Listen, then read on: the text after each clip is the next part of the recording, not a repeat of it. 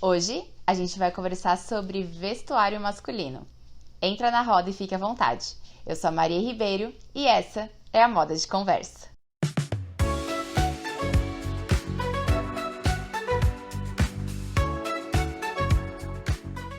Eu já vou começar o vídeo de hoje pedindo para você se inscrever no canal, deixar seu like, ativar o sininho, porque no vídeo passado eu esqueci de fazer isso. Então, para não esquecer, eu já vou começar pedindo para você fazer isso e ajudar aqui no canal. Feito isso, quero dizer que hoje a gente vai conversar sobre vestuário masculino.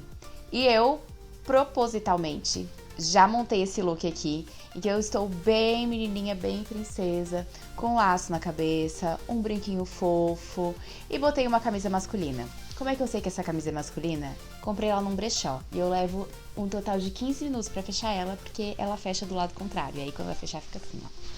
E aí não consegue fechar. Então, é do outro lado que a gente tá acostumada a fechar, no caso, eu estou acostumada a fechar.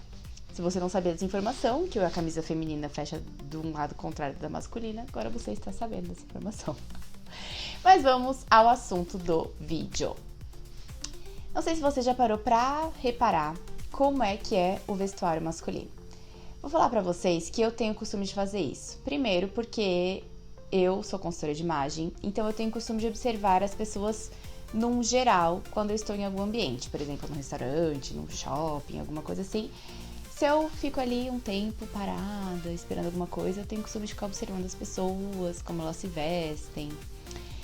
E também, eu, com a formação em consultoria de imagem, passei a perceber que eu encontrava poucos exemplos de homens que se vestiam ou se identificavam com os estilos que são considerados os não naturais dentro da classificação dos sete estilos universais.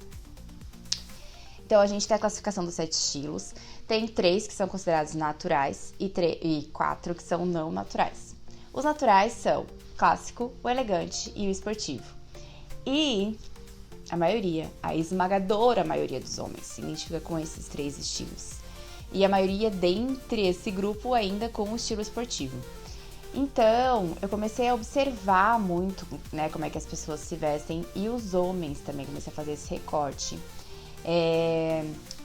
Né, para vocês entenderem o contexto onde eu vivo, a cidade onde eu moro é uma cidade bastante industrial, numa região também tem cheia de indústrias, né, então as pessoas se vestem de forma muito tradicional, muito comum.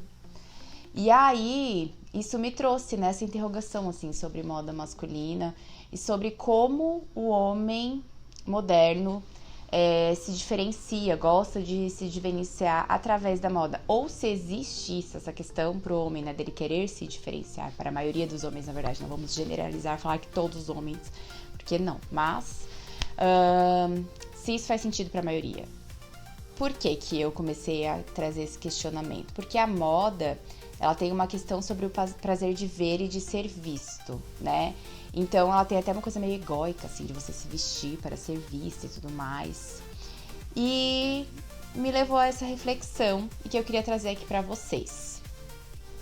A gente vai basear, né, algumas dessas discussões em um livro que eu tenho, que eu gosto muito, que é esse aqui, A Moda e Seu Papel Social, Classe, Gênero e Identidade das Roupas, da Diana Crane, que é uma pesquisadora americana. Enfim, é um livro bem extenso, tá? Cheio de referências, maravilhoso.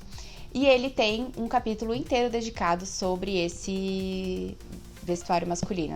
Ela fala do vestuário feminino, vestuário masculino, enfim, discute classe, gênero, blá blá blá. Mas é um livro muito legal, bem extenso, mas que vale a pena.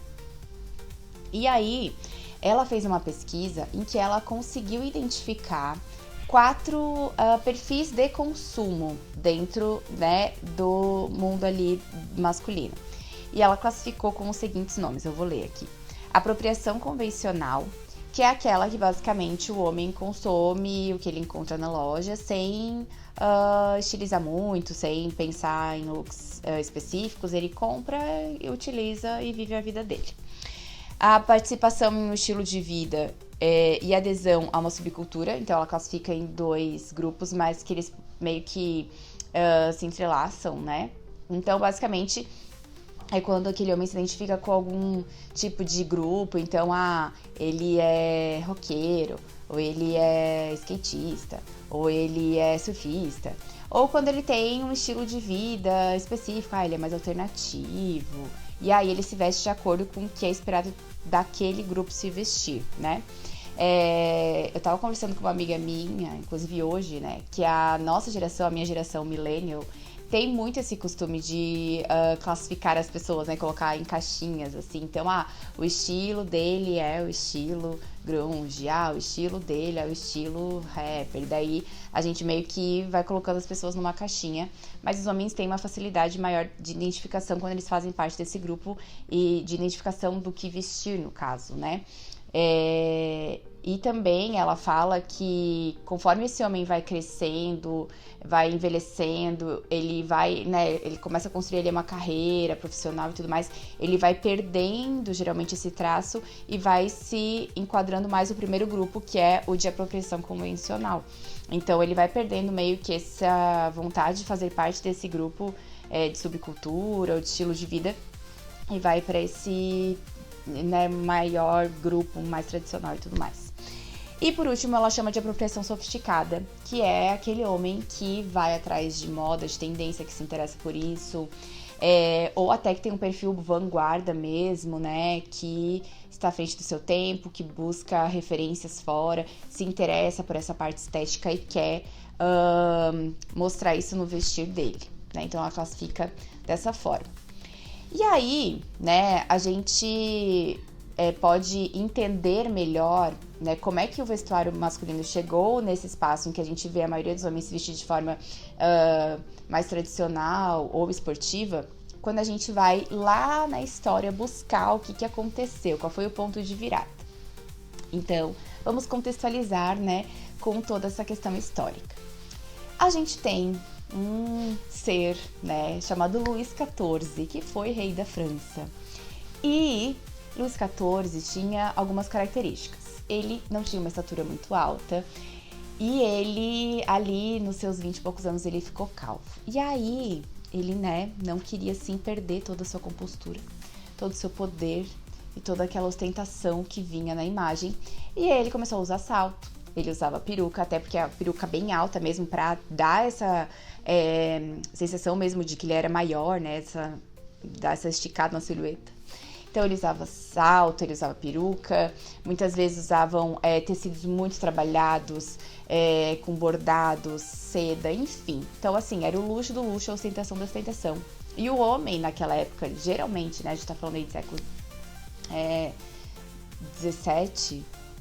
Então, o homem, né, nessa época, ele tinha mesmo esse perfil de se enfeitar mais, né? Então, de mostrar todo esse seu poder a partir dessa vestimenta. Até porque isso era comum naquela época, porque no reino animal acontece assim, né? A gente vê o leão tem a sua juba, o pavão, né, se abre inteiro. Então, isso vem muito do reino animal e o homem se espelhava nisso. Só que aí algumas coisinhas começaram a acontecer na Europa nessa época, né? E a gente sabe que a Europa, como grande parte, como colonizadora de grande parte do mundo, né? As vestimentas, as regras da Europa, elas acabavam se disseminando mundo afora. Então, a gente tem ali, né, uma França passando por uma revolução francesa, em que a burguesia, né, ascende ao poder, e aí tudo que é visto como aristocrático é renegado. Então, se você se vestia como os aristocratas, você poderia ser considerado um traidor e ir pra guilhotina. Então, as pessoas não queriam se vestir como aristocratas se vestiam, né? Com toda essa pompa, todos esses babados e rendas e tecidos super trabalhados e blá blá blá. Então, deu uma secada ali na silhueta. E junto disso vem um movimento, né, do dandismo, em que entendia-se que o menos é mais, né? Junto com uma revolução industrial ali, em que o homem passa a ser, né, o ser social da casa, que vai à rua, que vai para o trabalho. E que tinham questões práticas também envolvidas nesse vestir, né? Porque agora esse homem se deslocava de forma a pé, né? Porque a gente ainda estava aí no início da Revolução, então não existia carro ainda, então ele tinha que se locomover muito a pé, tinha que ser uma roupa confortável que fizesse, que pudesse, né, fazer os movimentos do dia a dia com tranquilidade. E aí ele começou a terceirizar essa ostentação do vestir dele, digamos assim, para a mulher dele. Claro, gente, tá fazendo aqui um recorte muito claro da Europa, de pessoas brancas, e, né, tudo isso porque a gente sabe aí que a escravidão tava bombando nessa época. Então, vamos fazer esse recorte, não vamos esquecer disso.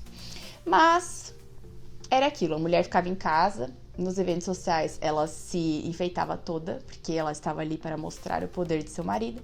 E o marido, muito sóbrio, sempre com cortes retos, cores muito sóbrias. Então, assim, todo aquele bordado, os tecidos mais acetinados, aquela coisa toda, não era mais utilizada por homens.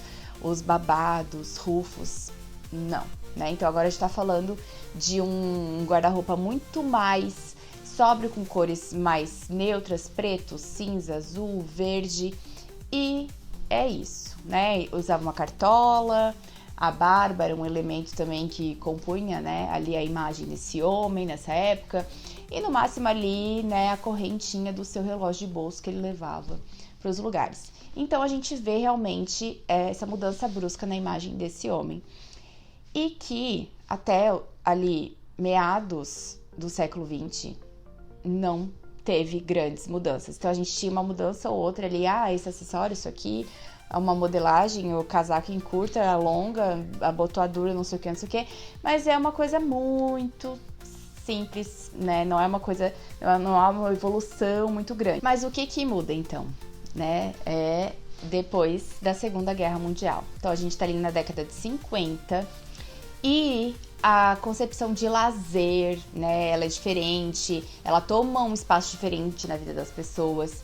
E aí a gente também tem uma popularização ali do jeans, principalmente entre os jovens. Então os jovens acabam sendo essa porta de mudança para a moda masculina, né? Em que o jeans, que antes era visto como uma peça para trabalhos pesados, né? É uma peça mais robusta. Então o trabalho pesado, manual, ele entra no guarda-roupa de lazer desses jovens, né? A camiseta branca, a jaqueta de couro, a gente tem essa coisa meio rebelde ali dos anos 50. E também, a partir disso, a camiseta passa a ganhar dizeres, palavras, frases, imagens, para que esse jovem passe a se posicionar de alguma maneira e expressar sua individualidade através da moda. Porque até então, o guarda-roupa do homem ele era muito baseado no guarda-roupa do trabalho, né? E até de fim de semana, ele usava muito assim roupas mais formais, não tinha tanto essa questão da roupa de lazer, né?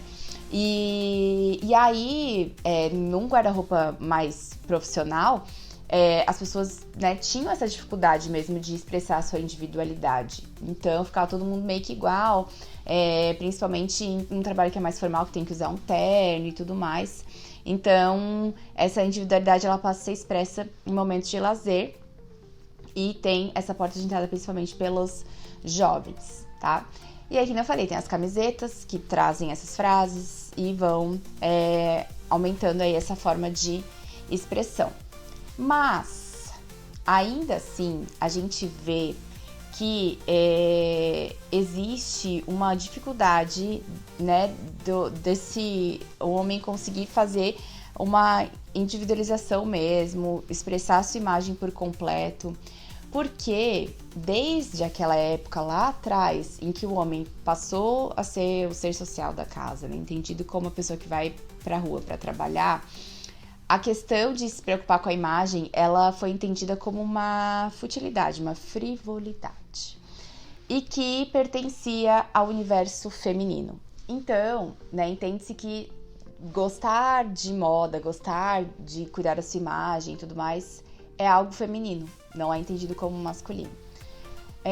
Nos anos 2000 a gente viu aí, né, um movimento chamado metrosexual surgindo, e aí homens que cuidam da aparência, que gostam de fazer tratamentos e cuidar do cabelo, e se vestir, e comprar roupas, blá blá blá. Então foi criado esse termo, né, o metrosexual, e que os homens começaram a se ver ali envolvidos nessa questão. E até hoje a gente vê que há uma evolução, que há uma inclusão, né? Mas que ainda tá muito longe, né, de ter o sentido e a importância que isso tem na vida de uma mulher, por exemplo, né? Em que a gente, desde muito cedo, é incentivada, é ensinada mesmo a gostar e se arrumar e se vestir e tudo mais. A Diana Crane, no livro dela, ela classifica ali 4 princípios que o homem segue quando ele vai se vestir. E aí eu vou listar aí pra vocês, pra ver se vocês acham que faz sentido.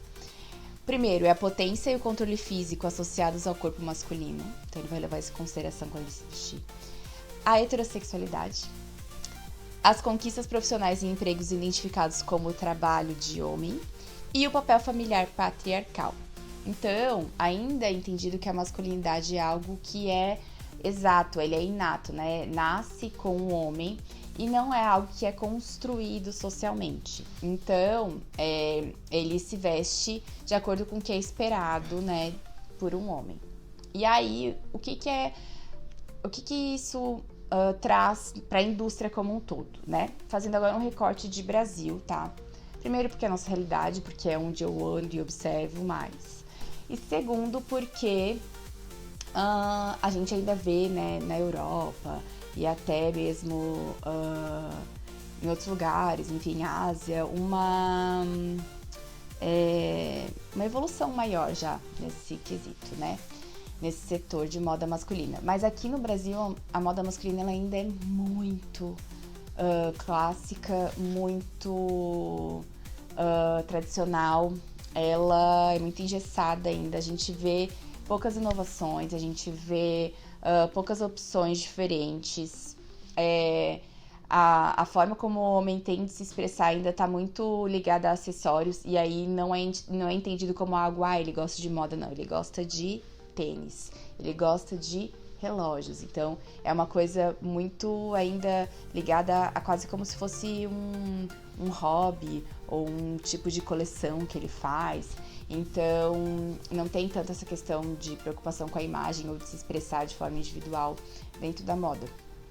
E aí as opções são muito escassas e a gente ainda vê homens que fazem parte de grupos específicos, né, se expressando. Homens que trabalham com a área criativa ou então que não fazem parte, né, do grupo de classe alta, branco, hétero, né? Então a gente vê ainda muito dentro desses grupos que muitas vezes são minorias, né? Se expressando mais, de forma mais livre na moda, enquanto a grande maioria ainda está muito dentro dessa caixinha do tradicional e tudo mais. Enfim, a gente ainda pode conversar sobre muita coisa, puxar várias abinhas a partir do que eu falei hoje, mas o intuito é que a gente começasse essa discussão. E eu quero saber a opinião de vocês, achar que vocês pensam sobre isso, sobre como tá a moda masculina hoje em dia, para onde ela ainda pode ir. E, enfim, é isso. Espero que vocês tenham gostado e a gente se vê na semana que vem. Um beijo. Tchau.